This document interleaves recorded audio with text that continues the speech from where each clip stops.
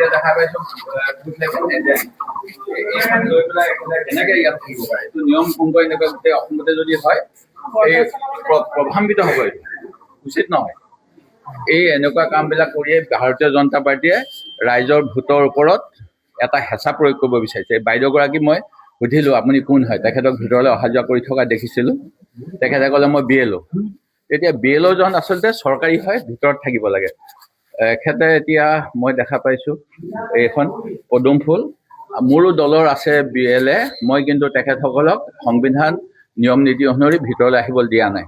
সেই গতিকে মই এতিয়া প্ৰিজাইডিং অফিচাৰক দৃষ্টিগোচৰ কৰিছোঁ যাতে পক্ষপাত মুক্ত নিৰ্বাচন হয়, পক্ষপাত দুষ্ট নিৰ্বাচন নহয়, তাৰ বাবে সুস্থ গণতন্ত্ৰ সংবিধান ৰক্ষাৰ বাবে যিহেতু ৰাজনৈতিক দলৰ প্ৰতীক এই পৰিৱেশটোৰ ভিতৰত আহিব নাপায়, কেম্পেইন শেষ হৈ গ'ল, এই পদুম ফুলজোপা ইয়াত থকাটো একেবাৰে উচিত নহয়। মই প্ৰিজাইডিং অফিচাৰক কৈছোঁ তেখেতক এই কেম্পাছৰ বাহিৰ কৰি দিব। আপুনি বাইদেউ নামটো কি বাইদেউ?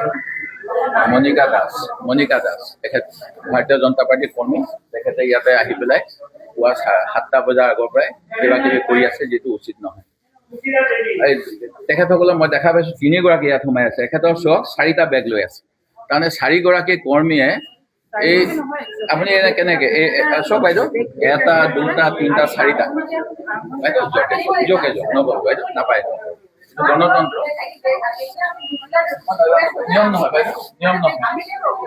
ৰখীয়া হ'লেও ইয়াত নহয়, বাহিৰত হ'ব লাগে। মই মোৰ মোবাইল ফোন নিয়ম নহয় বাইদেউ।